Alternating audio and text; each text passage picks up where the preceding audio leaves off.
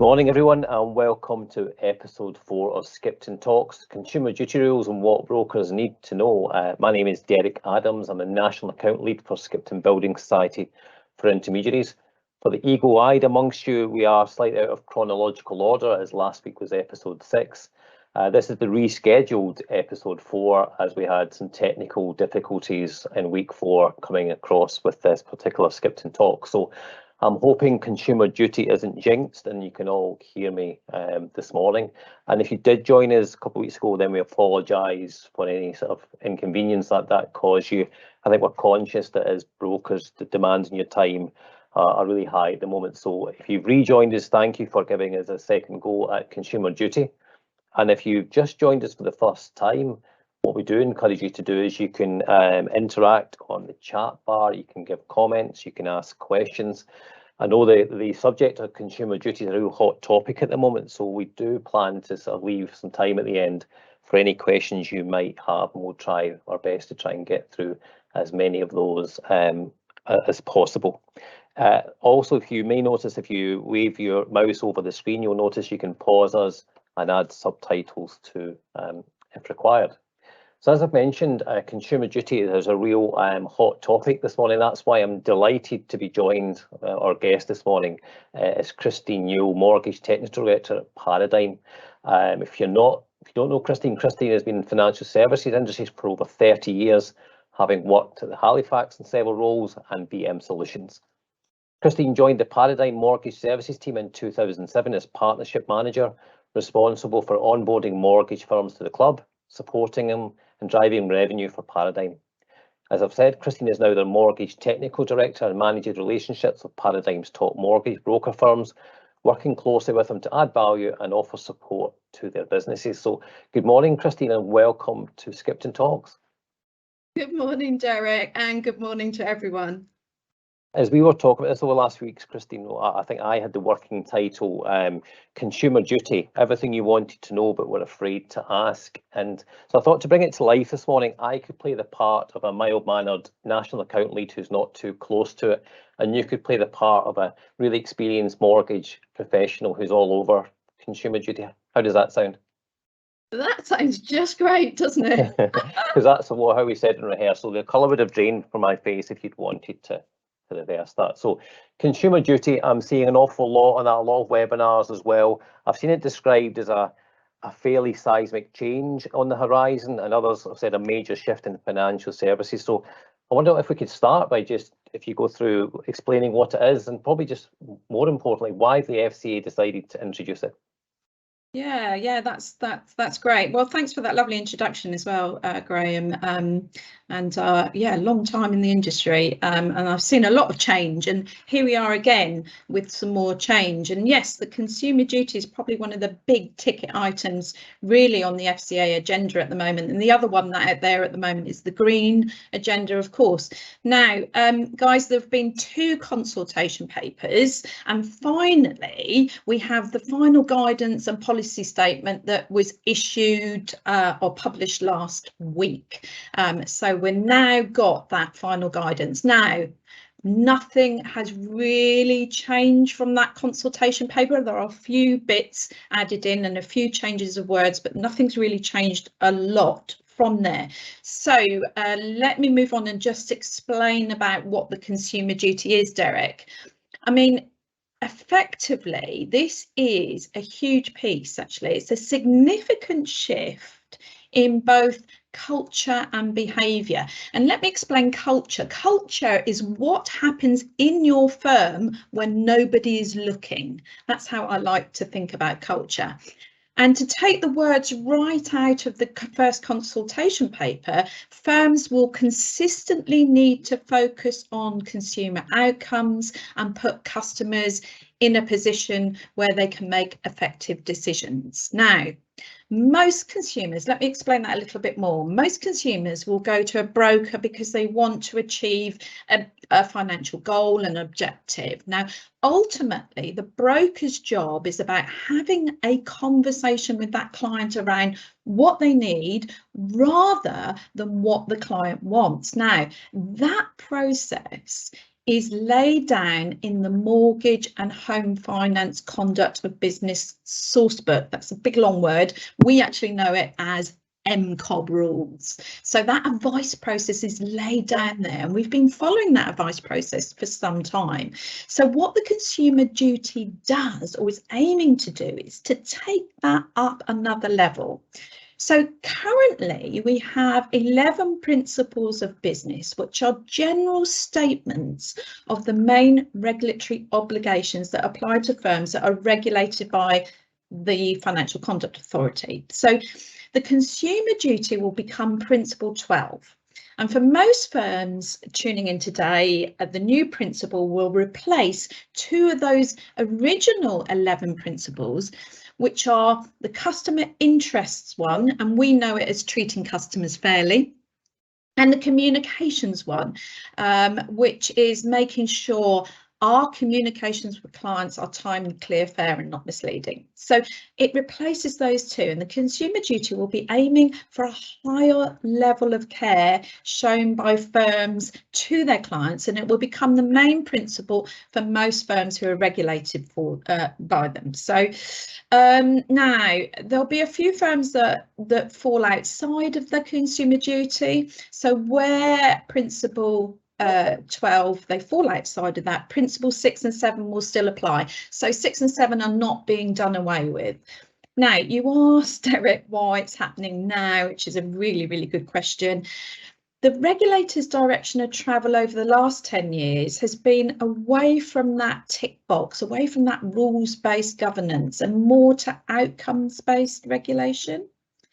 So it's been felt that there's been different approaches in regulation for different areas of financial services industry, some subjected to higher controls and levels than others. And you could argue that is because of the, like the nature of the risk and the levels of harm that could be caused. But now we've begun to see a much more of a harmonisation of regulatory governance across all sectors. So this new move builds upon the already implemented treating customers fairly, the PROD rules, that's product guidance rules, the vulnerable clients work that's been going on in the background for some time, and the most recent senior manager and certification regime. So we've seen also over the last couple of years a couple of high profile incidences where the FCA have been unable to prove that the firm took those reasonable steps, remember that in the senior managers regime, reasonable steps to protect the client from harm. And these have added into the reasons of why we now are moving to this higher level of Consumer Duty. Now, I think there's a good illustration from the regulator that shows how the Consumer Duty analysis looks. You can, as a picture, and you can see that on your screen now. I suspect this will appear quite a lot as we move forward to July, because we've got the new rules in now, and it's moved that date back somewhat. So the illustration shows the principle there. You can see that right at the top. That's Principle 12. Then the cross-cutting rules, and they support that principle. And then down below are the 4 outcomes the regulator is looking for. Christine, you've mentioned obviously consultation papers, and we saw the announcement last week of the actual rules. I suppose it's your opinion here, but do you feel that the brokers within the intermediary market are aware of Consumer Duty, and it's probably just important, and are they ready for it to be introduced? Yeah, good question. I think awareness has been growing. I'm not sure anyone is Consumer Duty ready, as we've been waiting for these final rules to establish if there's been any major U-turns on the consultation papers. And effectively there hasn't, apart from the deadline dates for implementation. They've pushed those out a little bit further, which is great news. It gives us a little bit more time, but no time to rest on your laurels, guys out there. The implementation date has been split into 2 phases, allowing the industry a little bit more time, as I mentioned, and there's some new timelines, and I think we'll have a look at those a bit later. Now, at this point, the firm, I think, will need to review and approve certain things like reports and bits and pieces as they move through. Now, the biggest one there for me is firms will need to have an implementation plan by the 31st of October this year. So we really need to start now thinking about this, getting it on the agenda, having it as a standard agenda item in senior management meetings, and maybe get some staff training booked in for your team meetings, and perhaps during one-to-one meetings with advisors and when reviewing their CPD activity. And we need to sort of get that knowledge up and on point in this area. Christine, I'm looking at the pyramid, and you've mentioned obviously consumer principle and then the 4 outcomes. What would you say to those listening to the webinar this morning that's kind of saying to themselves, well, we already do that. We feel that we look after our customers really well. We offer a really good service. What would you say to those listening who think, I already do that stuff? Is it about how they evidence it? And I suppose, how would they evidence it? Yeah, it's a great question, actually.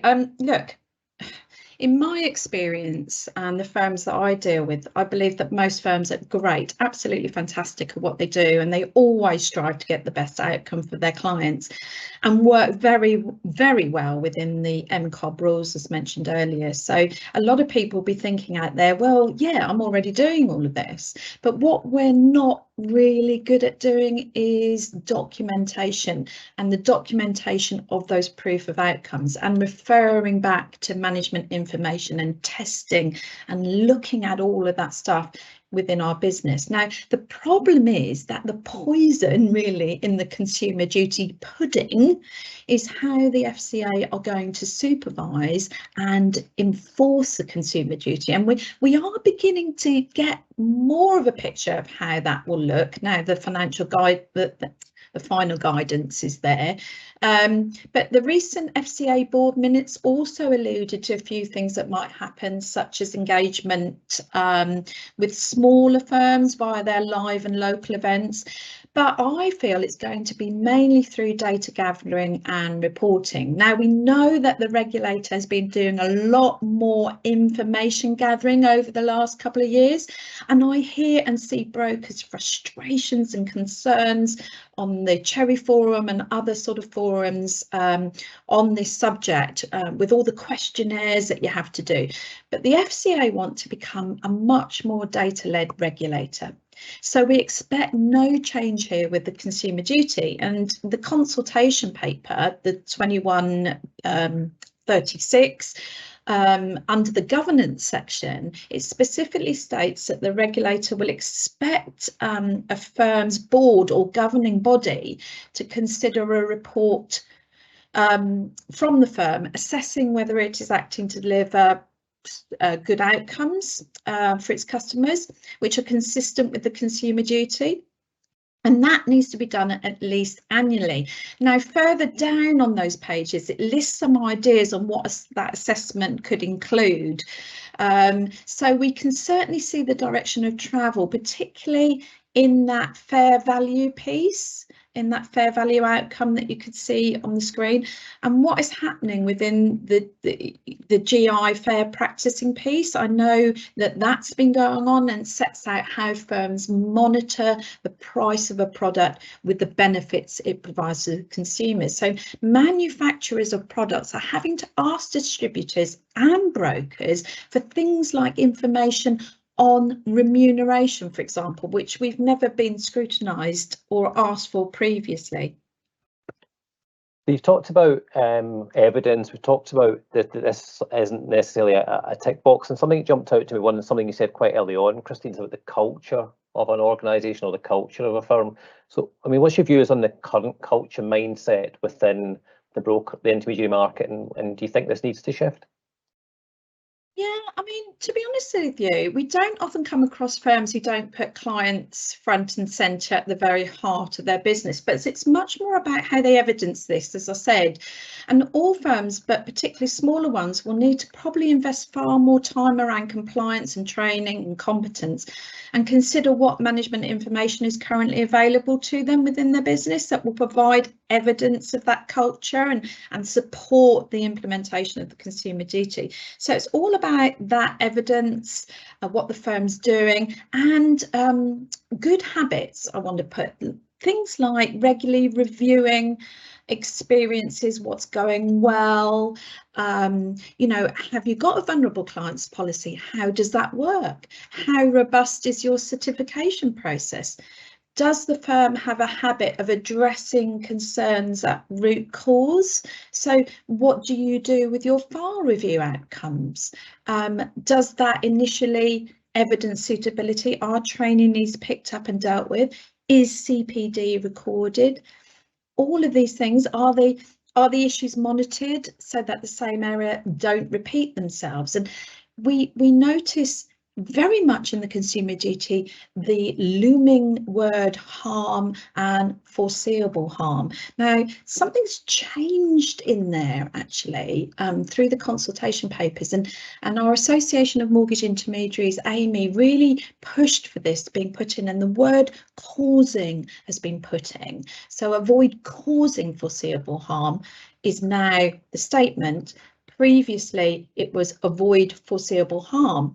And that causing has helped sort of maybe get rid of that all-encompassing foreseeable harm. I mean, that would be incredible. Can you imagine having to have a crystal ball and seeing exactly all the foreseeable harms? What the consumer duty does do, and what I just absolutely want to focus on in terms of culture, is it is underpinned by the concept of reasonableness. So that's really important to remember. For a prudent firm, are you acting reasonably? You mentioned it briefly there. I just want to go into a bit more detail. What jumped out to me is the reference to vulnerable customers as part of this. Is, you know, it's mentioned a number of times. Can we maybe sort of move on to sort of vulnerable customers? So first of all, I mean, I must admit, it's maybe raise my awareness of who could be classed as vulnerable, and therefore I wonder, is it worth starting with maybe a definition of what we class perhaps as vulnerable customer, maybe just to broaden our understanding of who could be classed as vulnerable? Yeah, I mean, there is a set definition, you know, and by the regulator, but we actually lost count of the number of times the FCA referred to harm, foreseeable harm, and in the meaning of those vulnerable clients. So we I think we've got a slide, yeah, Kristen, yeah, just for you. yeah. Pretty sure we have. Yeah. Oh, apologies, my phone's ringing in the background. I will let that be answered and then I'll continue. Sorry, everyone, that's the problem of being live at home, isn't it? Okay, so there you go. There's the definition of a vulnerable client that you'll see everywhere. Now, it's highlighted just at the bottom there. I love that because it really is when a firm is not acting with the appropriate levels of care. Now, the regulator first talked about vulnerable consumers back in 2013. And in that year, a number of very large fines were dished out, mainly around debt management firms and debt consolidation, really around that vulnerability there. Now, the regulator, as mentioned before, they've become much more data-led, and we've seen them progress from 2013 through a number of thematic reviews on the subject, and then using the Financial Lives research information, culminating in their final guidance on the fair treatment of vulnerable clients policy, which actually has that statement that you could see on file. And this clearly demonstrates the direction of travel, using the 4 key drivers of vulnerability. And I'm not sure, do we have a slide on that, Derek? Yeah. Okay, so you've got these 4 key drivers of vulnerability. Now, they're health, capability, resilience, and life events. So those are then broken down a little bit further, such as health could be serious illness, hearing, sight impairment, resilience, things like where we would come across, particularly in the mortgage space, when doing sort of affordabilities, things like over indebtedness or low savings. Capability could be things like English is not the client's first language, and we have plenty of clients in this country that don't have English as their first language. And then low confidence when managing finances. And life events are things like bereavements, income shock, we've seen a bit of that through the pandemic, of course, and relationship breakdowns, and we've certainly seen a few of those. Unfortunately, I'm smiling because I'm thinking about you've been locked down with your cellmate for so long that the relationship breakdown inevitably is on the cards. But vulnerability has become much wider, and possibly why you might have been surprised by it, Derek. So there you go. But the regulator shows that 53%, I think, of UK adults are now showing one or more signs of those vulnerabilities since the pandemic.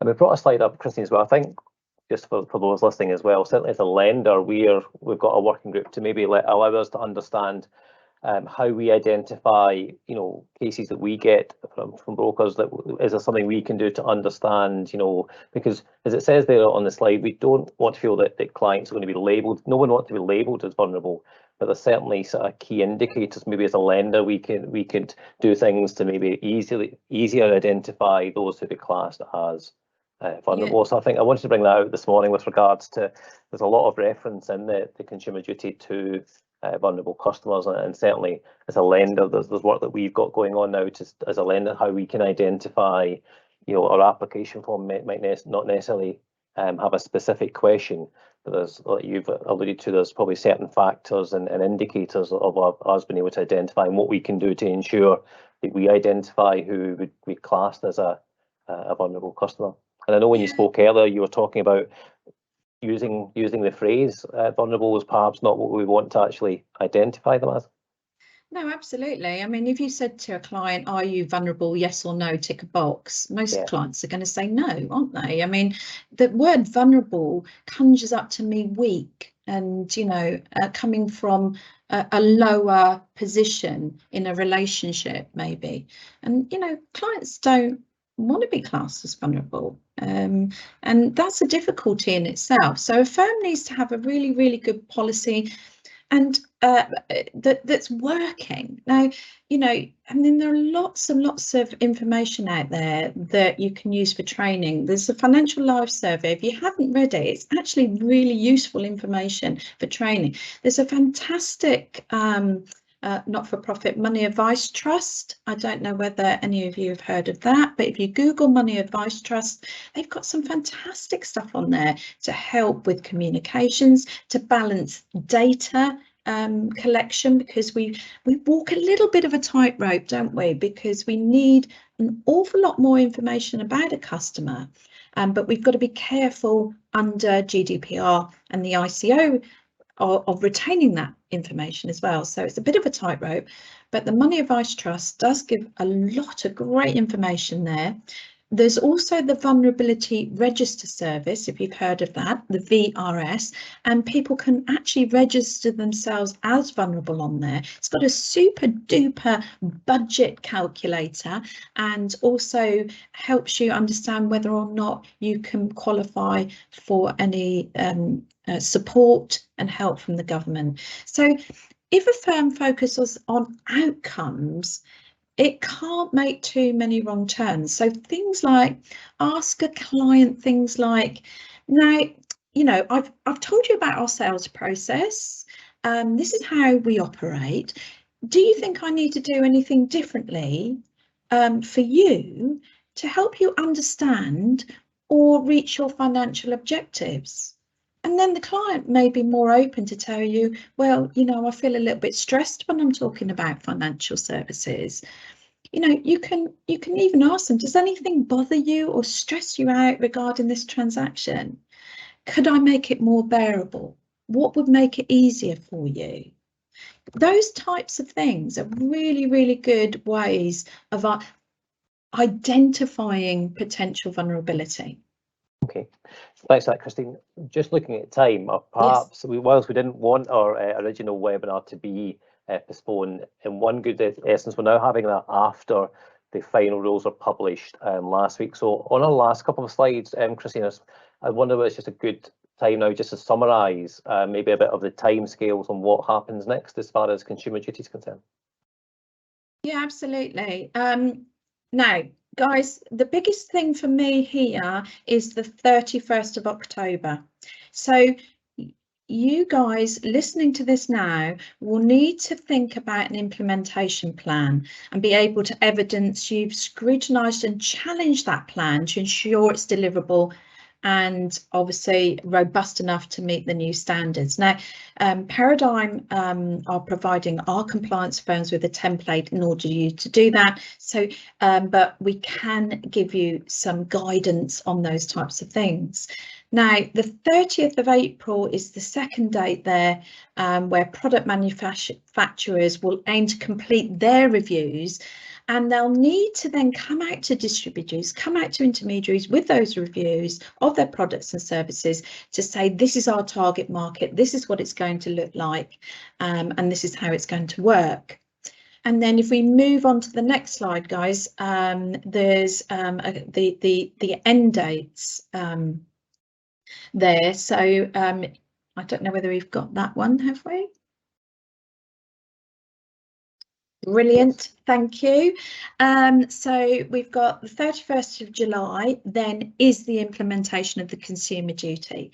And then they've done two phases there. The last one, which is July 2024, the following year, lenders will be able to look at the closed products. So they've got another year for their closed book products, but also that will be our first reporting year on the Consumer Duty. So firms will be reviewing and improving the firm's report on the outcomes being received by retail clients. As you can see, they confirm whether the firm is satisfied they're complying with the principle, and assess whether the firm's future business strategies are also consistent with that principle.